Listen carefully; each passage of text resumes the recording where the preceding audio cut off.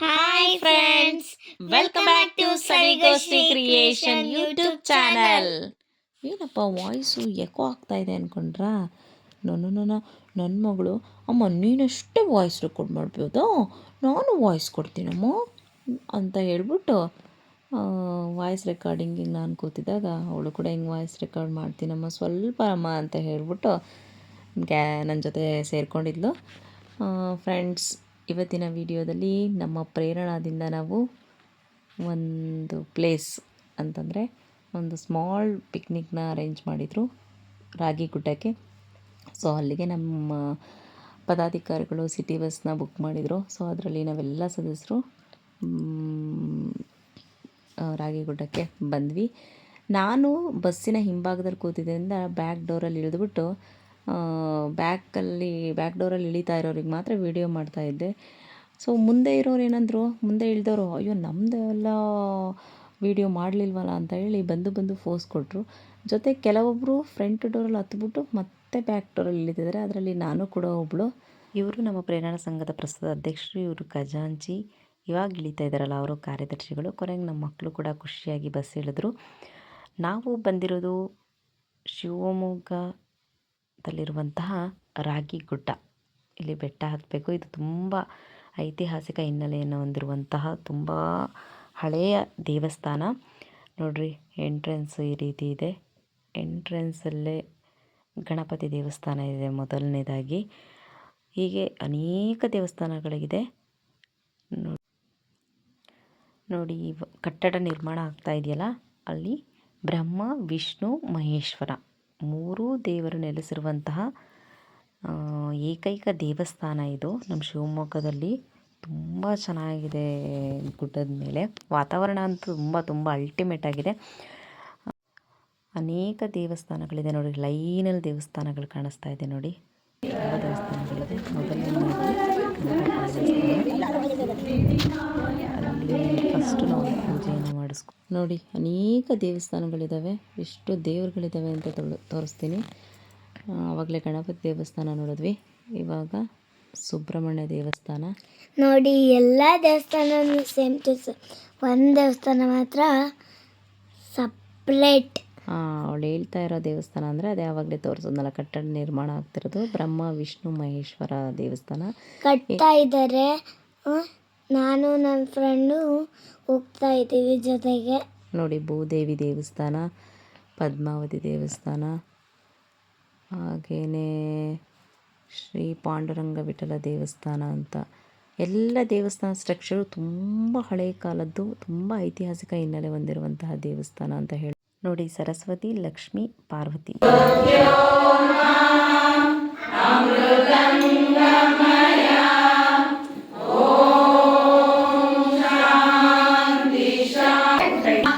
ಪ್ರೇರಣಾ ನಲ್ಮೆ ಗೆಳತಿಯರೆಲ್ಲರಿಗೂ ನಮ್ಮ ಪ್ರೇರಣಾದ 4ನೇ ಸಭೆಗೆ ಎಲ್ಲರೂ ಬಹಳ ಉತ್ಸಾಹದಿಂದ ಭಾಗವಹಿಸಿದ್ದೀರಾ. ತಮ್ಮೆಲ್ಲರಿಗೂ ನಮ್ಮ ಸಂಘದ ಪದಾಧಿಕಾರಿಗಳು ಹಾಗೂ ಸದಸ್ಯನಿಯರ ಪರವಾಗಿ ಹೃತ್ಪೂರ್ವಕವಾದ ಸ್ವಾಗತವನ್ನು.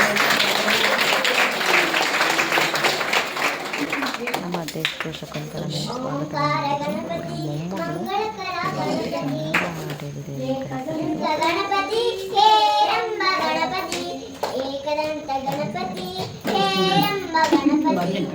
ಜೊತೆ ಮಾತ್ರ ಯಾರು ಗೊತ್ತಿಲ್ಲ.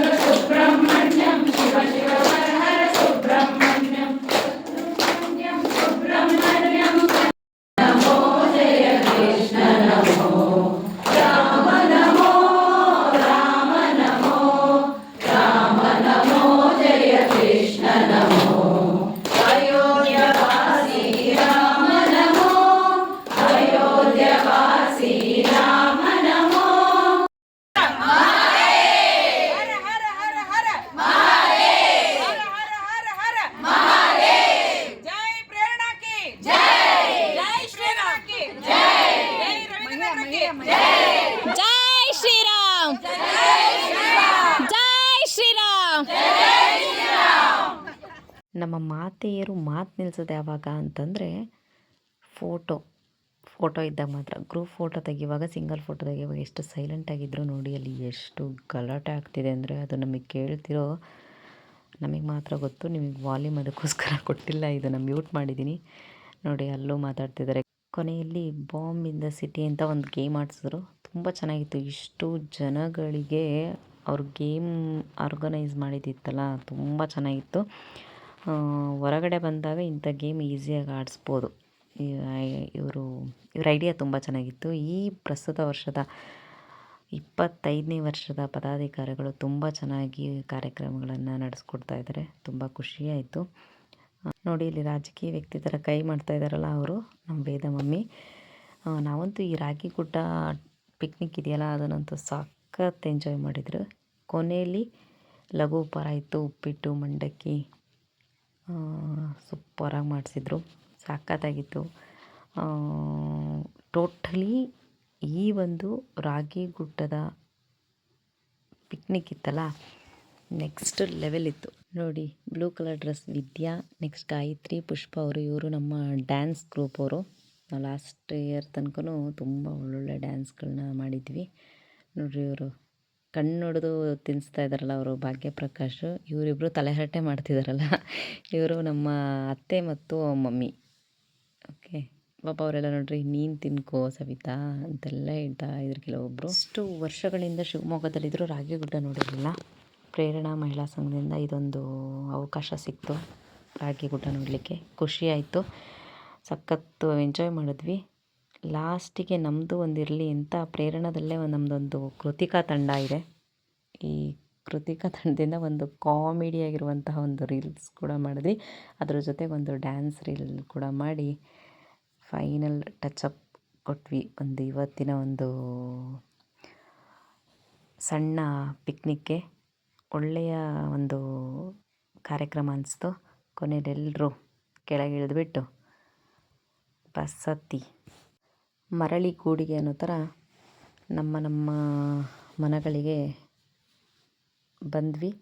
ನಾನು ನಮ್ಮನೆ ಬರೋಕ್ಕಿಂತ ಮುಂಚೆ ನಮ್ಮ ವೇದ ಮಮ್ಮಿ ಮನೆಗೆ ಬಂದು ಒಂದು ಚಿಕ್ಕ ಕಾಮಿಡಿ ರೀಲ್ ಮಾಡಿ ನಾನು ನನ್ನ ಮಗಳು ಮರಳಿ ಗೂಡಿಗೆ ಅನ್ನೋ ಥರ ನಾವು ನಮ್ಮ ಮನೆಗೆ ರೀಚ್ ಆದ್ವಿ.